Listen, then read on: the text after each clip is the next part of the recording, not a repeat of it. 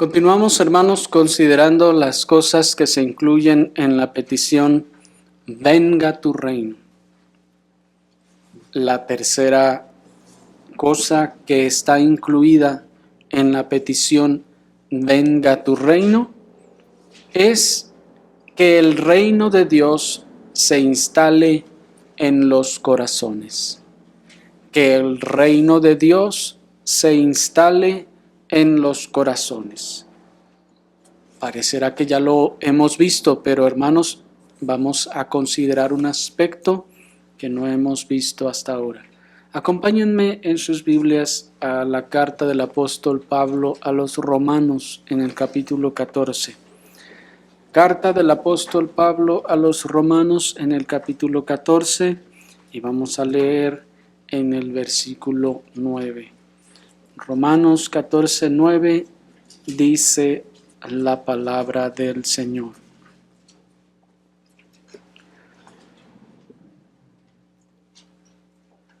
Porque Cristo para esto murió y resucitó y volvió a vivir, para ser Señor así de los muertos como de los que viven. Hasta ahí. El título regio que Dios escogió para el Rey del Reino fue Señor. El título regio que Dios escogió para el Rey del Reino fue Señor. Observen, hermanos, que en ese sentido no fue ningún otro título real con el que se dirigiría al Rey del Reino de Dios, sino con el título Señor. Sus discípulos se refirieron así siempre a Él. Cuando se acercaban a Él y hablaban con Él, ustedes encontrarán en todo el testimonio de los evangelios que ellos le decían, Señor. Siempre que se dirigían a Él, le decían, Señor, Señor. Los apóstoles y autores inspirados del Nuevo Testamento fueron movidos por el Espíritu Santo a que siempre que se habla de nuestro Señor Jesucristo, el Rey del Reino de Dios, se utiliza el término Señor. Si ustedes hacen una lectura de todas las cartas de los apóstoles, hermanos, van a encontrar que siempre que están hablando del Señor Jesucristo le llaman Señor. Señor Jesucristo, Señor Jesús, Señor Cristo o simplemente el Señor. Incluso la carta del apóstol Judas dice, Judas, hermano del Señor. No nos dice de cuál Señor, pero noten cómo los autores inspirados dan por hecho de que el Señor es el Señor y nadie más. Por lo tanto, encontraremos pues que en todo el Nuevo Testamento el título por excelencia para el Rey del Reino es Señor. Y esto porque, como hemos visto ya, hermanos, la palabra Señor culturalmente en el lenguaje del Nuevo Testamento señala a la figura de máxima autoridad del imperio más grande sobre la tierra. El Espíritu Santo escogió dejar y utilizar esta palabra Señor y, por ejemplo, no llamarle Rey, aunque sabemos que es Rey, Cristo es Rey, pero noten que en el Nuevo Testamento no le es llamado Rey, no le es llamado de otra forma más que Señor. Y esto es pues porque culturalmente señalaba en aquella época a la figura de máxima autoridad del más grande imperio sobre la tierra. Al que era emperador se le llamaba señor, y ese señor estaba por encima de los reyes de la tierra. Por eso, en ese sentido, culturalmente, en ese tiempo, el término señor se utilizaba para el César, por ejemplo, que estaba por encima de los reyes de los demás reinos. El término señor, entonces, implica la ineludible potestad y dominio que ejerce una autoridad de esa magnitud. El término señor señala al rey de toda la tierra, cuya autoridad no puede ser igualada, ni mucho menos eclipsada por ninguna otra autoridad. Que luego los hombres hayan dado este título a otros hombres y que estos fuesen indignos y que esto hiciese todavía más indigno el mencionar tal vez ese título, y que ahora también a cualquier ser humano, a cualquier varón de cierta edad hacia arriba se le llame Señor, eso, hermanos, es ya otra situación. Pero el término Señor implica entonces una potestad y dominio de tal magnitud que supera cualquiera de todas autoridad que haya sobre la tierra y que no puede ser igualada ni mucho menos eclipsada por ninguna otra autoridad. De manera que cuando el texto nos dice, Cristo murió para ser Señor, miren que hay mucho que se incluye allí. Pues el texto dice, Cristo murió y resucitó y volvió a vivir para ser Señor, así de los muertos como de los que viven. Nos está hablando de su exaltación al excelentísimo trono del reino de Dios, este texto, y a la vez que está sometiendo todas las cosas y todas las personas a su autoridad y poniéndolas por estrado de sus pies. Pues está diciendo, Él es Señor de todas las personas, sean de vivos o sea de muertos. De manera que Él ha trasladado a los elegidos a su reino. ¿Para qué? Dice el texto, para ser Señor de ellos. Él ha trasladado a los elegidos de las tinieblas a su reino. ¿Para qué? Para ser Señor de ellos. Él ha trasladado a los elegidos a su reino para extender su dominio sobre ellos, para dominar sobre ellos. Así que, cuando pedimos, venga tu reino, oramos para que el reino de la gracia se instaure en los corazones. Es decir, que pedimos que el dominio del Rey del reino se instaure en los corazones. Sí, estamos pidiendo que Él sea Señor de los corazones. Este señorío, este enseñorearse, es un dominio sobre los corazones de aquellos a quienes saca de las tinieblas y los traslada a su reino. Los coloca ahora bajo su dominio. En el evangelicalismo de nuestro tiempo, hermanos, se hace un gran énfasis en que el Señor ha sacado a los creyentes del mundo, de las tinieblas, y que los hizo libres de las cadenas. Y se malinterpreta o se extiende ese significado de libertad a libertad de lo que sea, cuando ese significado de libertad está limitado al pecado, a las concupiscencias, al dominio del pecado. Pero se extiende, muchos extienden esa libertad al resto de las áreas de la vida y piensan que el Señor ha libertado a su pueblo de todo lo que se nos ocurra.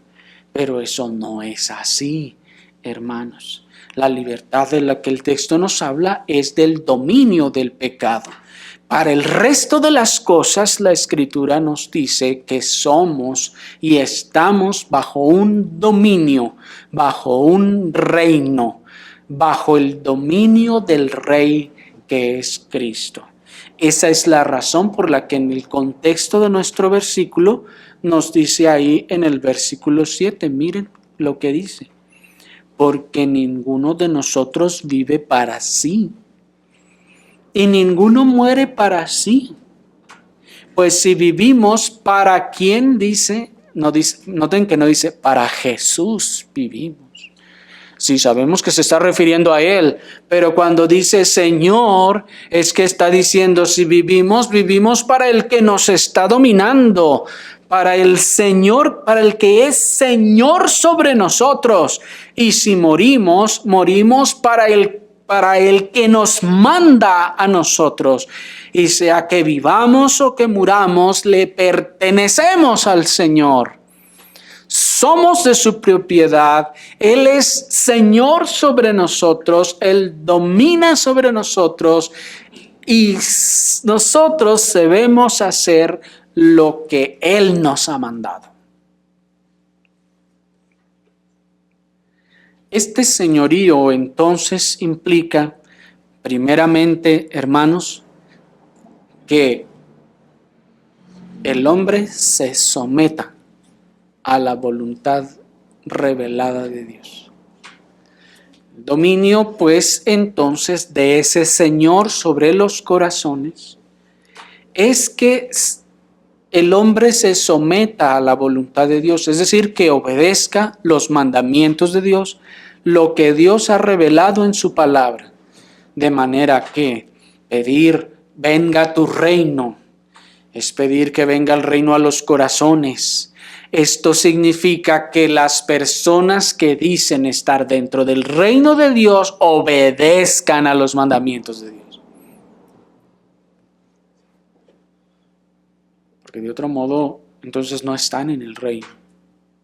El que está en el reino es aquel de quien Cristo es Señor.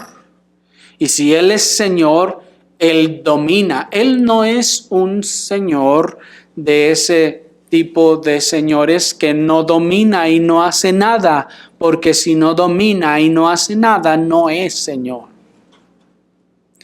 Muchas veces se toma un concepto de Señor en el evangelicalismo como decir que sí, Él es Señor, pero nada más tiene el título, pero no hace nada de Señor. ¿Sí me explico? Se tiende a pensar que Él solo tiene el título, pero no ejerce nada de lo que haría un Señor. ¿Me explico?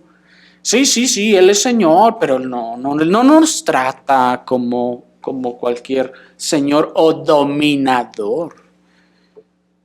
Y por eso no agrada cuando se les dice que este término Señor también significaría amo. El Señor es nuestro amo. Y eso ya está retiñendo en los oídos de muchos. ¿Cómo que nuestro amo? No. Pues eso es Señor. Y si no es tu amo, entonces no estás en el reino. Él es Señor porque manda y se le obedece. Y si Él manda y no se le obedece y no te pasa nada, es porque estás en otro reino.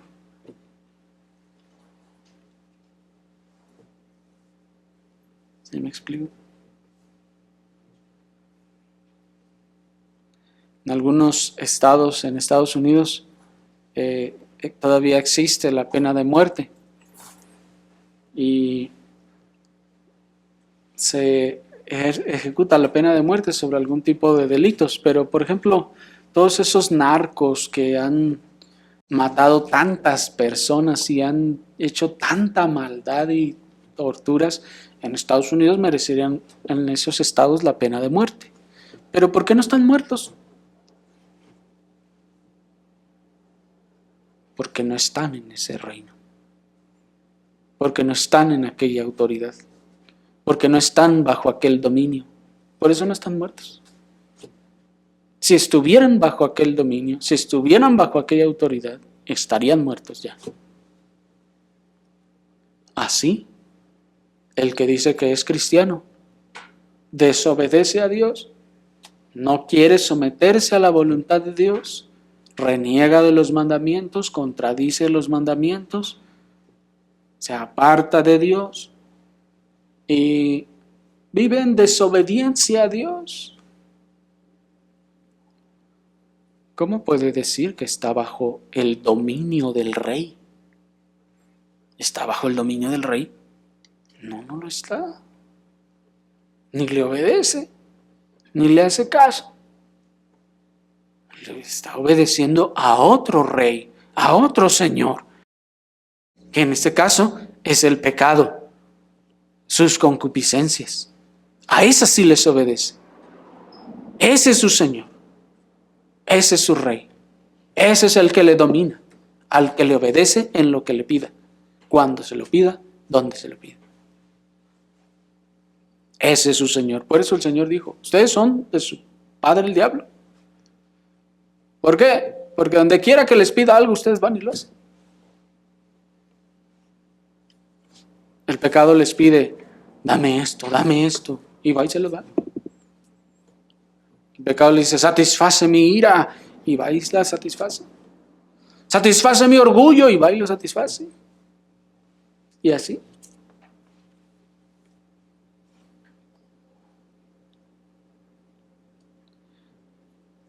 Cuando pedimos, venga tu reino, también estamos pidiendo y pedimos que ese dominio se establezca sobre los corazones. No solo sobre los corazones en los que no domina ahora, sino en aquellos que ya domina, pero no total y absolutamente. Es decir, vamos a ir viendo que cuando el Señor viene y domina, Él viene y domina el pecado gobernante, el pecado que era rey y señor en el ser humano. Y poco a poco, como ya veíamos en Apocalipsis, ha salido venciendo y para vencer. Es decir, no llega y desbarata todo en un instante, sino nos va llevando de gloria en gloria, vamos a ver, de victoria en victoria sobre uno y otros pecados. Porque cuando este Señor ejerce dominio en el corazón, primero destrona a Satanás. Cuando este Señor domina el corazón, aplasta a sus enemigos. ¿Quiénes son sus enemigos? Los pecados dominantes. Este Señor aplasta a sus enemigos con sus pies de bronce bruñido, como se nos describe allí en el Apocalipsis.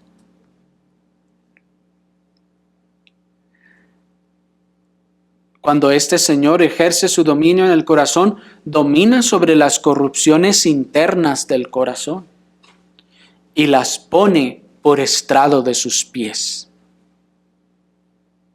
Cuando este Señor señorea y domina sobre el corazón, derriba la oposición de nuestras inclinaciones rebeldes y las inclina hacia Él. Y este dominio es un dominio progresivo, vamos a ver. Es un dominio que va como la luz de la aurora en aumento y va creciendo también en el corazón en el que ha venido este reino a instalarse.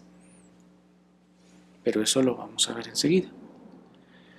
Esa es la razón por la que a la gracia operando en los corazones se le llama reino. A la gracia operando en los corazones se le llama reino. ¿Por qué? Porque esa gracia viene y reina. Esa gracia viene y domina.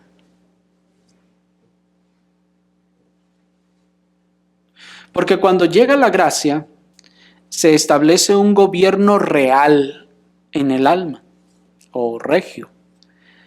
La gracia gobierna la voluntad y los afectos y pone a todo el hombre en sujeción a Cristo. La gracia, miren, gobierna sobre la voluntad y sobre los afectos y pone a todo el hombre en sujeción a Cristo. Cristo reina entonces en el alma, ejerce su autoridad, somete las corrupciones y mantiene al alma en la senda espiritual. Y por esa razón es que el cristiano no se pierde, ni pierde su salvación. Ha sido trasladado a ese reino y ese rey domina y le domina y les mantiene allí. Nadie puede escaparse del dominio de ese rey. En el mundo dicen, la inteligencia me quiere alcanzar, pero yo corro más rápido. En ese sentido, de Cristo nadie puede correr más rápido. De Cristo nadie puede escapar. De su dominio real y señorial nadie puede escapar ni huir. Él domina y si domina, nadie se puede escapar. ¿Qué clase de señor sería si se le escapan aquellos a los que está dominando? No sería perfecto. Sería un señor débil. ¿No les parece? Pero si alguien piensa que se escapó de ese dominio o de ese reino, es más bien que nunca estuvo allí. Porque todos los que entran bajo el dominio de este rey, nunca jamás salen de él. Son mantenidos en esa senda espiritual hasta el día de su redención.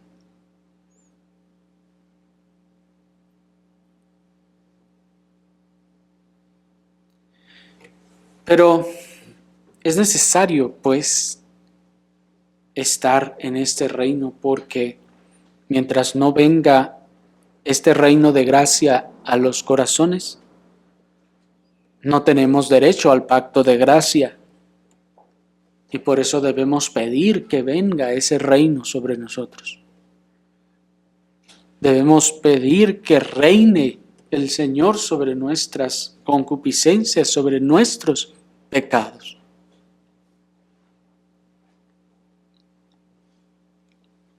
¿Quiénes son los herederos del pacto de gracia?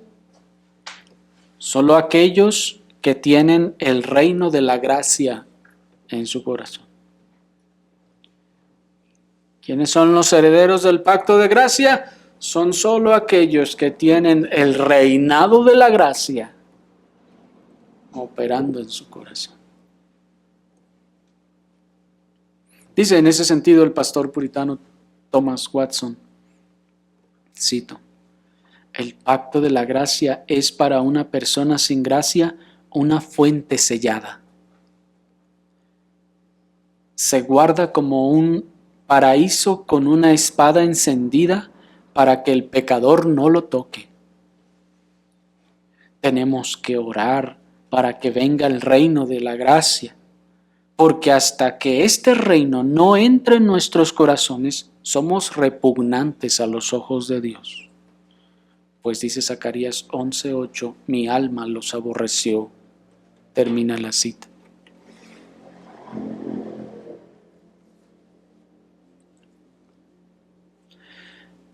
La cuarta cosa que se incluye, hermanos, en la petición venga tu reino, es que el reino de gracia aumente. Ahora sí, que este reino de gracia aumente en aquellos que ya está instalado. Aún en aquellos que podemos reconocer en el hombre interior la instalación de este reino de la gracia en nuestros corazones, también necesitamos seguir pidiendo por él. También necesitamos seguir pidiendo que crezca en nosotros, hermanos, pues este reino es progresivo y va como la senda del justo, como la luz de la aurora en aumento. Dice 2 Corintios 3:18. Por tanto, todos nosotros, mirando... Bueno, acompáñenme, hermanos, por favor. Acompáñenme al texto, porque vamos a ver un asunto importante. 2 Corintios 3:18 dice la palabra del Señor. Por tanto, nosotros todos, mirando con cara descubierta como en un espejo la gloria del Señor, somos transformados en la misma imagen de gloria en gloria, como por el Espíritu del Señor. Hasta allí. Este es un texto muy hermoso, hermanos. Es muy hermoso y pone de manifiesto tanto al autor, el medio y el proceso de las operaciones de gracia en los corazones de los creyentes verdaderos. Este texto nos muestra estas tres cosas. Pone de manifiesto tanto al autor, el medio y el proceso de las operaciones de la gracia. En cuanto al autor, el texto nos dice, es el Espíritu de Cristo, porque el texto nos dice, el Espíritu del Señor, por el Espíritu del Señor, ¿se fijan? Y como veíamos, un recorrido consciente por las páginas del Nuevo Testamento nos dejará al descubierto que el título Señor en las cartas apostólicas se atribuye eminentemente a nuestro Señor Jesucristo, de modo que ¿quién nos transforma? El Espíritu de Cristo. Porque cuando aquí el texto dice el Espíritu del Señor, no se refiere a la primera persona de la Trinidad, se refiere a la segunda persona de la Trinidad, a nuestro Señor Jesucristo. Así que bueno, ¿quién es el autor, pues, de las operaciones de la gracia? El Espíritu de Cristo, es decir, el Espíritu Santo, que como ya hemos visto, es llamado el Espíritu de Cristo. El medio, ¿cuál es el medio? El conocimiento de la persona de Cristo. ¿Cuál es el medio de las operaciones de la gracia? El conocimiento de la persona y obra de Cristo. Pues el texto dice, miren, mirando con cara descubierta como en un espejo, ¿qué cosa? La gloria del Señor. ¿Cuál Señor? Ya vimos, se está refiriendo a Cristo, a nuestro Señor Jesucristo. Por lo tanto, entonces, hermanos, ¿cómo es que miramos a cara descubierta como en un espejo la gloria del Señor? ¿Por medio de visiones? Es decir, Si es a Cristo al Señor al que hemos de ver para que esas operaciones ocurran, pues dice el texto, mirando con cara descubierta como en un espejo la gloria del Señor, somos transformados. ¿Cómo somos transformados? Al mirar. ¿Al mirar qué? La gloria del Señor. ¿Y cómo vemos la gloria del Señor? ¿En visiones? ¿En sueños o revelaciones en éxtasis? No, en ninguna forma de ese tipo, sino que vemos la gloria del Señor en el único lugar seguro y verdadero en donde se nos revela a la persona y obra de nuestro Señor Jesucristo, que es la Escritura. ¿Cuál es el único lugar seguro donde se nos revela, podemos mirar, contemplar a la persona y la obra de nuestro Señor Jesucristo? En la Escritura. La Escritura es ese único lugar en donde podemos verle como en un espejo, mirar su gloria y contemplar su majestad, la majestad de su persona y de su obra. Ahora, noten entonces que lo que nos está diciendo es que estas operaciones de gracia vendrán en la medida que nosotros vamos contemplando la gloria del Señor a través de su palabra. Qué importante, ¿no les parece, hermanos? Qué revelador es esto. Pues es la palabra del Señor. Entre más nos expongamos a la palabra, entonces más seremos transformados. Y es ahí donde viene el proceso. ¿Cuál es el proceso? El proceso son las crecientes operaciones sobrenaturales del Espíritu de Cristo en las almas de los regenerados. Esto es descrito por las palabras del texto de gloria en gloria. Pues dice, somos transformados en la misma imagen. ¿La imagen de quién? De Cristo, a la imagen de Cristo, como ya nos dice Romanos capítulo 8, que somos transformados a la imagen de Cristo. ¿Cómo? De gloria en gloria. Aunque esta es una expresión, hermanos, muy utilizada para señalar experiencias extáticas, la realidad es que aquí está siendo utilizada para señalar lo glorioso y sobrenatural de las crecientes operaciones del Espíritu de Cristo. El término que se tradujo aquí como gloria se refiere a esa exaltación, a esa gloria. De hecho, es el mismo término que se utiliza cuando se nos dice de nuestro Señor Jesucristo, que dice, y vimos su gloria, gloria como del unigénito del Padre. Es esa misma palabra gloria, de manera que cuando aquí el texto nos dice gloria, se está refiriendo a lo glorioso de la operación, a lo magnífico de la obra, a lo excelente, a lo maravilloso, a lo milagroso, a lo poderoso de esta obra.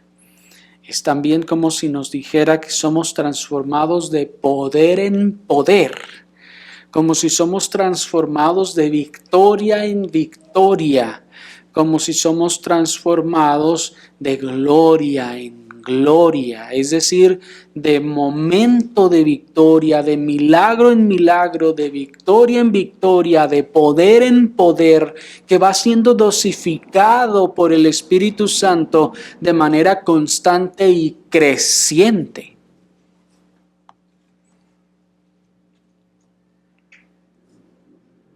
Este Espíritu de Cristo fue dado a los creyentes verdaderos en el día de su regeneración para dispensarles todas las operaciones de gracia que habían de recibir para su conformidad a Cristo y su peregrinaje en esta tierra. Como ya hemos visto, una medida de esas operaciones fue concedida al principio y muchas más se presupuestaron para venir después. Pues cuando el creyente viene a ser salvo, le es dado una medida de esas operaciones. ¿Se acuerdan? Como dice Efesios 4:7, nos fue dado el Espíritu en una medida, en una cierta medida a cada uno. Pero muchas otras operaciones del Espíritu Santo fueron presupuestadas para venir después a nuestras vidas. Solamente recuerden que fue al Señor Jesucristo, al único a quien se le dio el Espíritu sin medida, como dice Juan 3:34. Al resto de nosotros, como dice Efesios 4:7, nos fue dado con medida. Y el hecho que nos fue dado con medida tenía el propósito de que fuera creciendo, de que se nos dio una medida para que luego se nos diera más y fuera en aumento. De manera que otro de los aspectos que está incluido en la petición, venga tu reino, es orar porque ese reino de gracia aumente. Ese reinado de la gracia aumente en nuestros corazones. Orar venga tu reino es orar para que venga más, en más medidas a nosotros. Es orar para que este reino vaya de gloria en gloria en nosotros. Es orar, es decir, que venga tu reino, es pedir que ese reino siga, que continúe viniendo a nosotros. Pues observen ustedes, hermanos, que es una petición que se señala como constante. Al ser señalada como constante, así como danos el pan de cada día. Miren, ese cada cuándo se pide. Dice el texto, cada día. Este reino debe ser también pedido cada día. Que cada día venga una operación más, una gloria más, una victoria más del dominio del Rey sobre nuestros corazones, sobre nuestros pecados, sobre nuestras concupiscencias o inclinaciones. Así pues, estamos pidiendo que ese reino vaya de gloria en sus operaciones en nuestro corazón. Dice en ese sentido el pastor puritano Thomas Watson, hasta que lleguemos a vivir entre los ángeles, necesitaremos orar esta oración. Venga a nosotros tu reino. Señor, que tu reino de gracia venga con más poder a mi alma, que la gracia sea más aumentada y acrecentada. ¿Cuándo aumenta el reino de gracia en el alma? ¿Cuándo es un reino floreciente? Cuando un cristiano tiene más grados de gracia. Hay más aceite en la lámpara. Su conocimiento es más claro. Su amor está más inflamado. La gracia es capaz de grados y puede elevarse más alto como el sol en el horizonte. Termina la cita.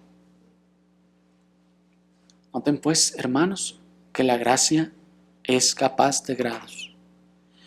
En ese sentido, las operaciones de ese reino en los corazones tienen grados y debemos siempre estar pidiendo por nuestra dotación diaria de gracia en ese sentido. La gracia para caminar hoy, así como pedimos el alimento para el sustento de este cuerpo para el día de hoy, pidamos la gracia, el poder, las operaciones que necesitamos para el día de hoy. El dominio de este reino sobre nosotros para el día de hoy. Un grado más de gracia sobre nosotros. Aceite, más aceite para nuestra lámpara para el día de hoy. Para que entonces podamos resistir el día en obediencia y no pecar contra el Señor. Nosotros necesitamos crecer en santificación.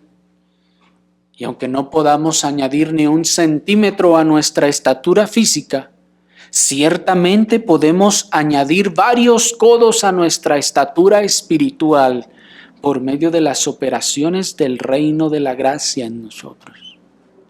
Sí, hermanos.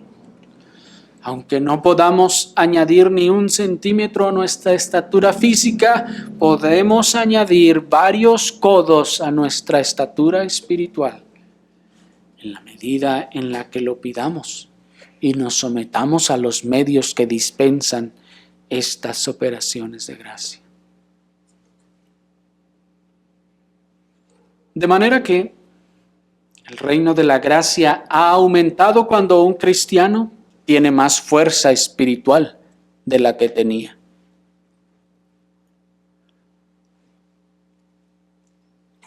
Pedimos entonces que aumente y nos es dada fuerza.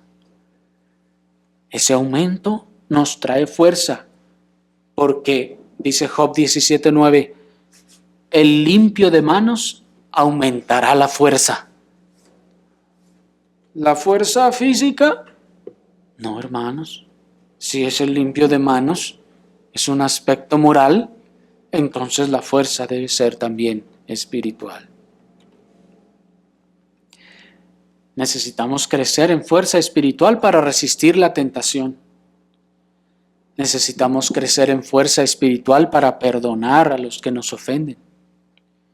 Necesitamos crecer en fuerza espiritual para sobrellevar las carencias y las aflicciones que han sido planeadas para nuestro caminar, para nuestro peregrinaje en este desierto. Necesitamos que aumente esa fuerza, hermanos, cada día. Y pedir, venga tu reino, es pedir esa fuerza.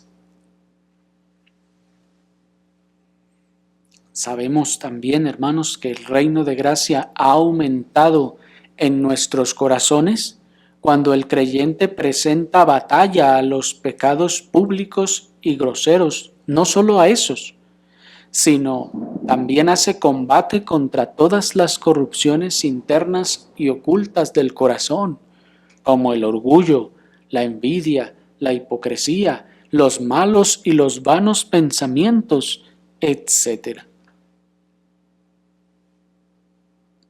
El reino de la gracia ha aumentado en los creyentes cuando no solo luchan contra los pecados externos y públicos, sino también contra los internos.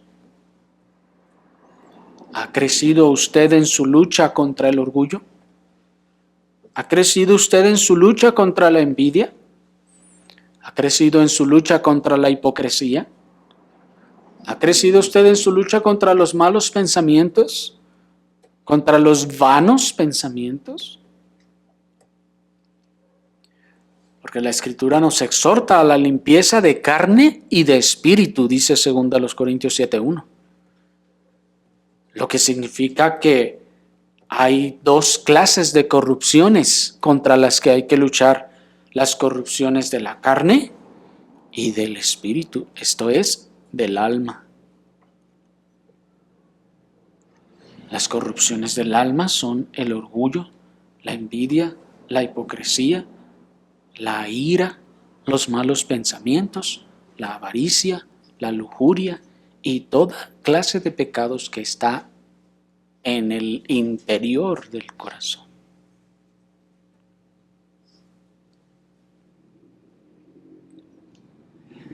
El reino de la gracia ha aumentado cuando un cristiano se afirma en la fe, el amor y la verdad. Nos dice el pastor puritano Thomas Watson, cito: El corazón por naturaleza es como un barco sin lastre, que se tambalea y fluctúa.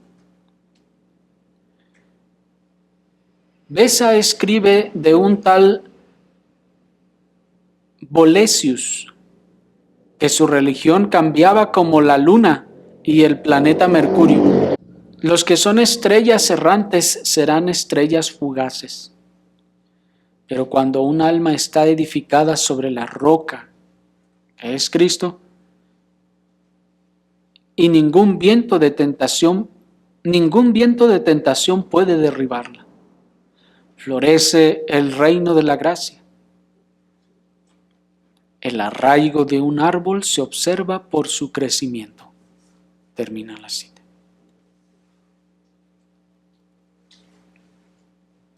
Hermanos, la Escritura nos llama a estar arraigados en Cristo.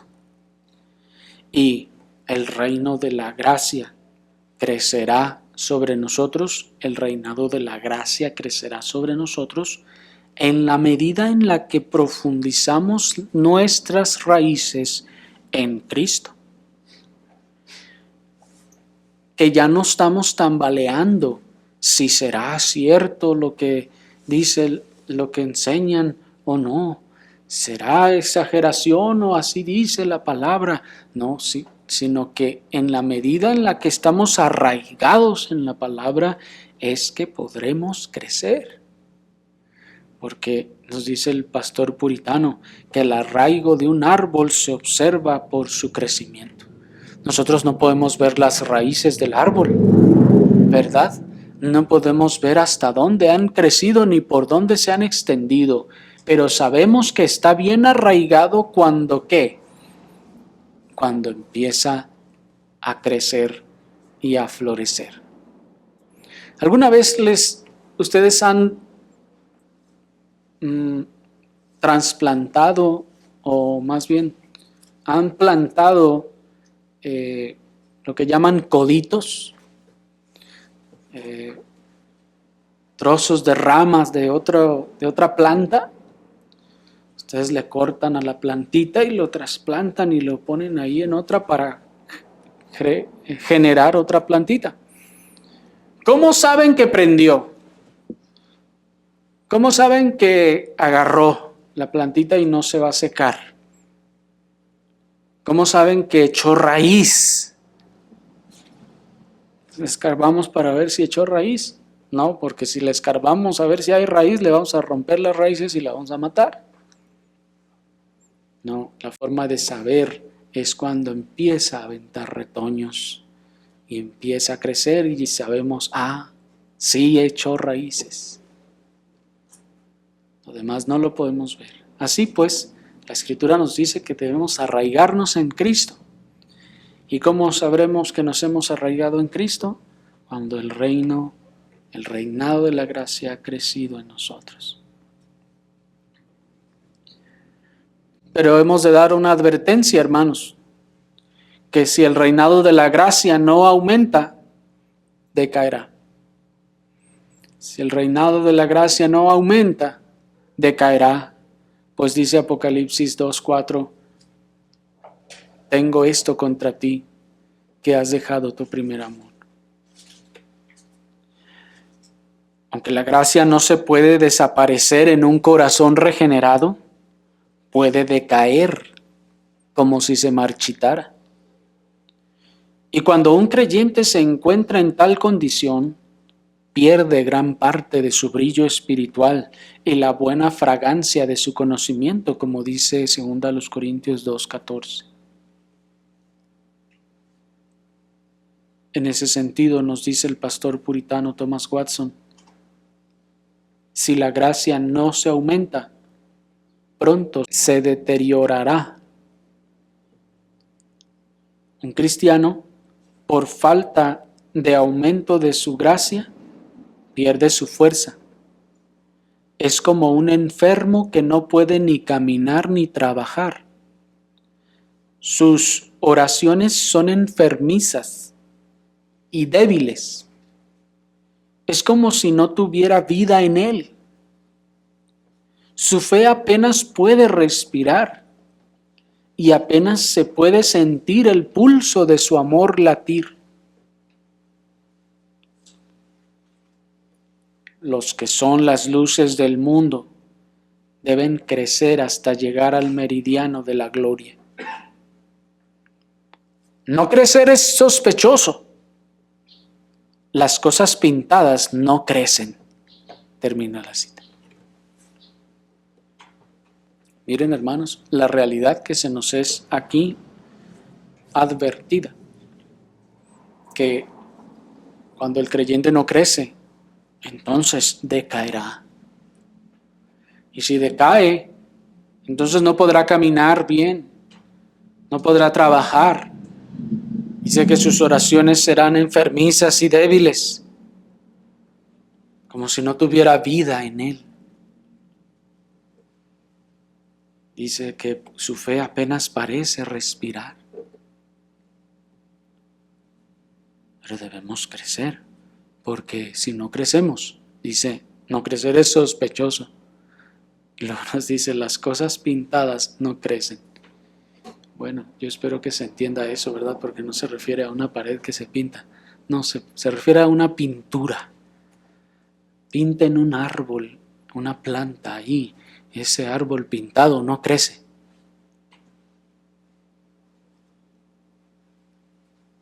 Ahí permanece así, siempre, toda la vida. La quinta y última cosa que se incluye en la petición venga tu reino, hermanos, es que la manifestación plena de su reino venga. Que la manifestación plena de su reino venga. Aunque se ha llegado a distinguir, hermanos, entre el reino de la gracia o el reinado de la gracia y el reinado de la gloria, siempre se ha reconocido que se trata del mismo reino. Es decir, hay un solo reino de gloria, refiriéndose a la gloria eterna. Ese reino de gloria eterna no es otra cosa que el reino de la gracia en su plena manifestación. Es decir, así como la glorificación no es otra cosa que el grado pleno y perfecto de la santificación, así la gloria eterna no es otra cosa que el grado pleno, la manifestación gloriosa del reino de Dios en su perfecta plenitud. ¿Me explico?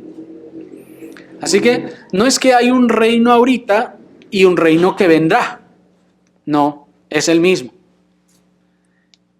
Es el mismo reino que se instaló y que continúa y se extiende aquí. Ese reino tendrá una manifestación gloriosa final a partir de cuando venga nuestro Señor Jesucristo. En este reino, hermanos, se manifestará con toda plenitud las operaciones que ahora van en aumento y en grados en este siglo, en esta era. Porque sabemos, hermanos, que este reino, cuando se instala, está operando en el alma, está santificando el alma y la está preparando, de hecho, para la gloria eterna. Así pues, otra cosa que pedimos en esta petición, venga tu reino, es que la manifestación plena de este reino en la segunda venida de nuestro Señor Jesucristo se apresure. Pues dice Apocalipsis 22:17, el espíritu y la esposa dicen, ven. Y el que oye diga, ven. Y el que tiene sed venga, y el que quiere tome del agua de vida gratuitamente. Las crecientes operaciones transformadoras del Espíritu de Cristo que comenzaron en nuestro traslado de las tinieblas al reino de Dios verán su completa culminación en la segunda venida de nuestro Señor Jesucristo. Pues nuestros cuerpos serán transformados hasta el día final, pero nuestras almas están siendo transformadas de gloria en gloria en la imagen de Cristo hasta el día final. Así que pedir venga tu reino es también pedir que esa operación final, completa, perfecta, se manifieste cuando venga nuestro Señor Jesucristo en su segunda venida.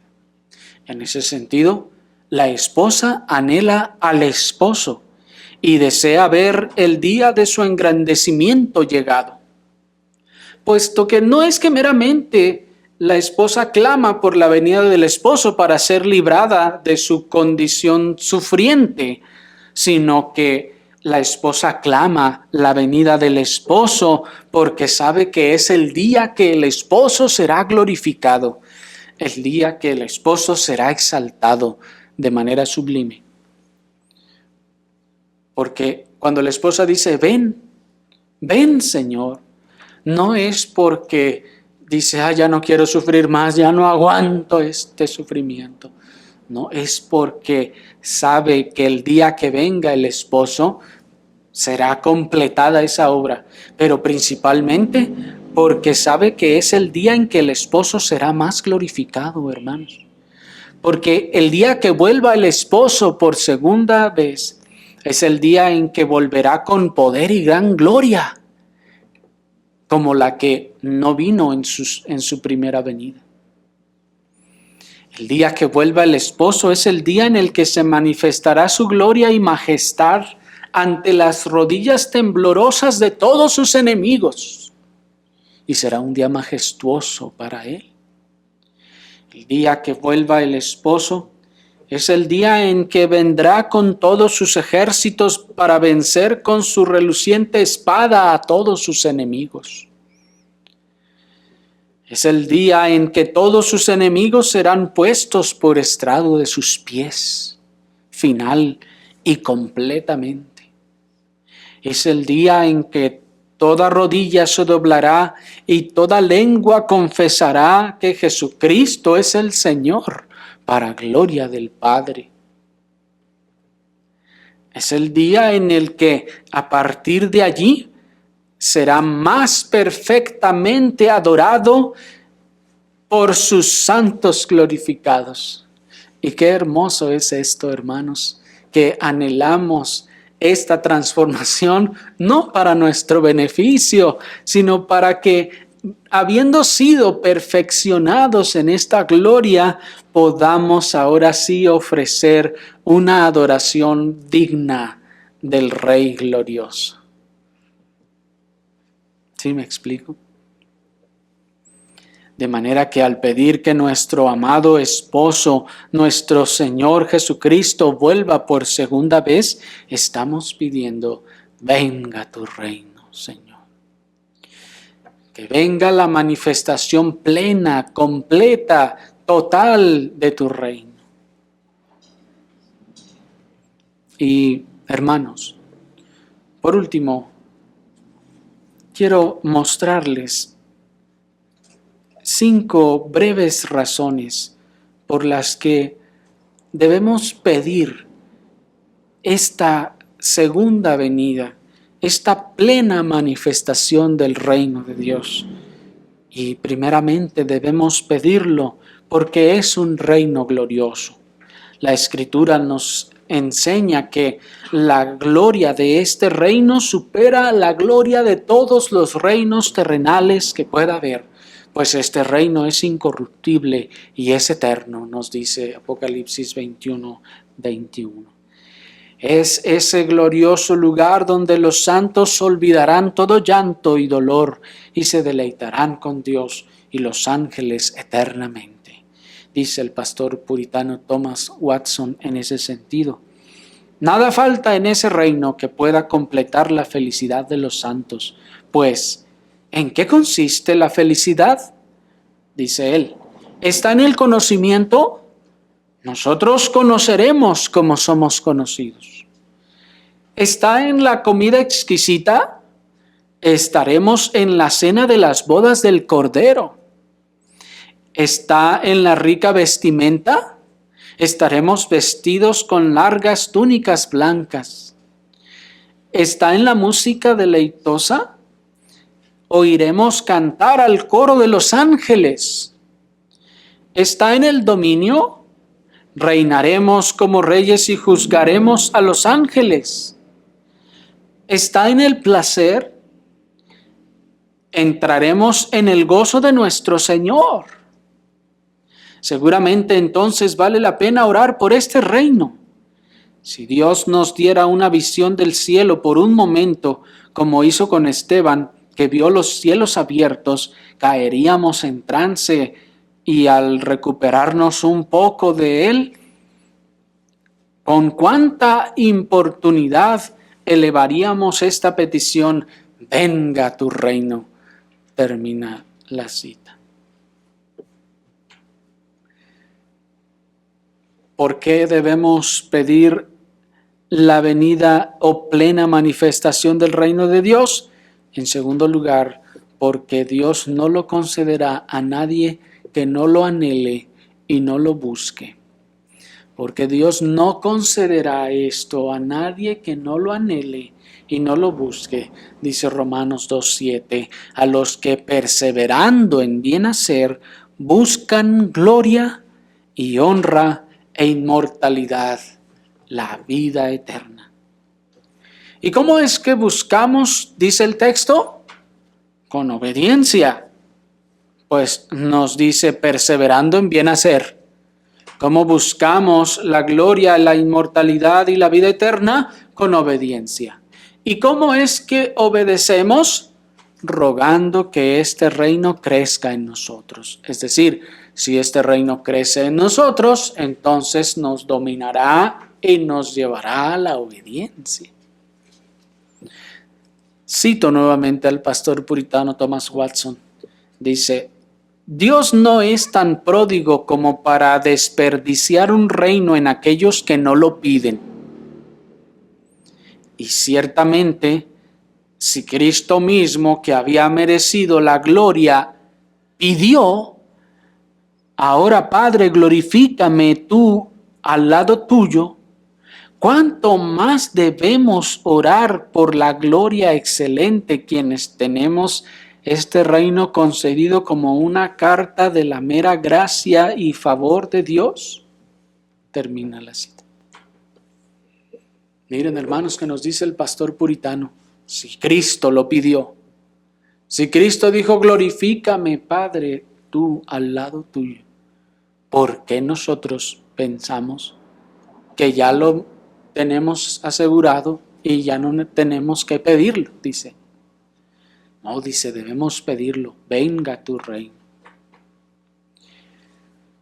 ¿Por qué debemos pedir la venida o la plena manifestación del reino de Dios? En tercer lugar, porque la manifestación plena de este reino pondrá fin absoluto al pecado.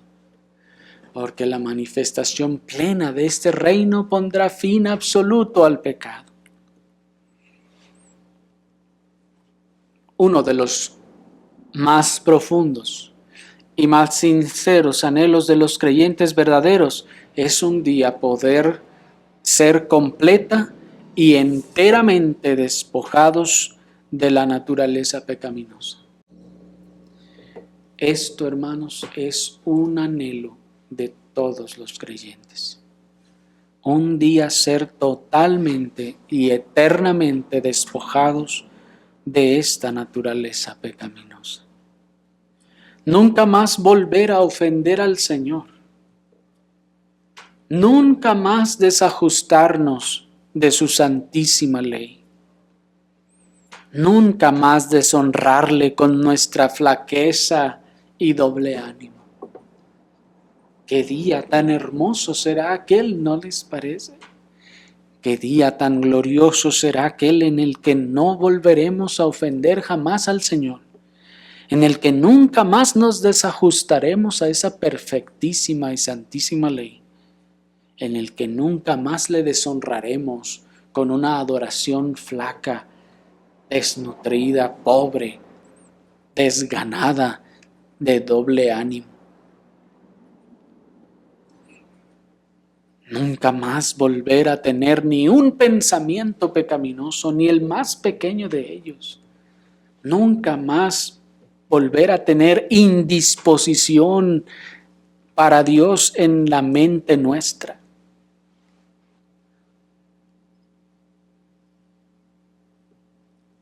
El anhelo de poder ser por fin como Él, de manera eterna. Así que, hermanos, hay razones grandes, importantes, de gran peso para pedir por estas cosas, ¿no les parece? ¿Por qué debemos pedir por la venida o plena manifestación del reino de Dios? En cuarto lugar, porque podremos adorarle y servirle perfectamente. Ahora nuestros afectos están debilitados, pero en aquel día serán restaurados en su plenitud para amarle santa y plenamente en cada gesto de adoración que podamos ofrecer. ¿Miran ustedes sus corazones en la adoración?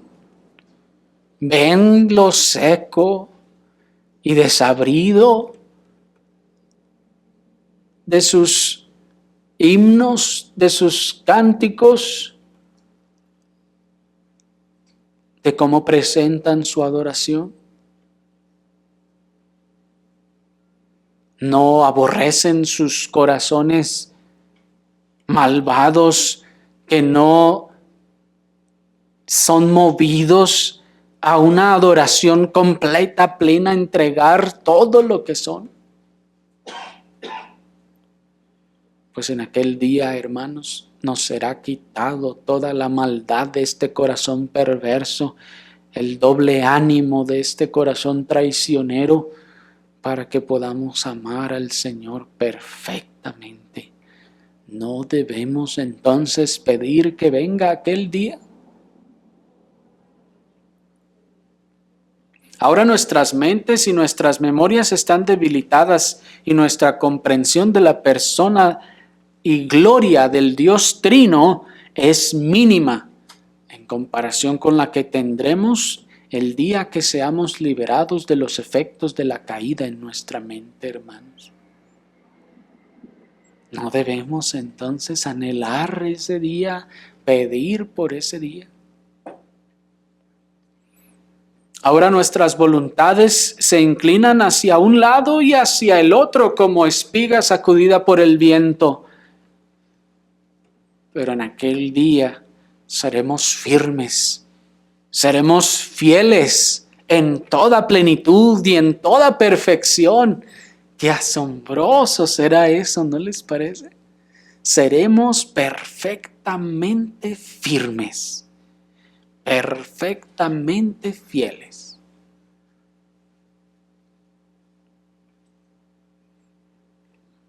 Alguno dirá, bueno, pero pues ya para qué, ya no habrá obstáculo. Pues sí, hermanos, pero por eso entonces hay que pedir que seamos firmes también ahora, que ese reino siga viniendo ahora que tenemos la oposición, ahora que podemos, y la firmeza que mostremos será más valorada. Ahora nuestras conciencias nos acusan aún a la hora de participar en las ordenanzas públicas, hermanos, ¿no es así? Pero cuando este reino se manifieste en toda su plenitud, ningún reproche tendrá nuestra conciencia contra nosotros, sino lo único que hará nuestra conciencia será vindicar, satisfacer y deleitar nuestras almas.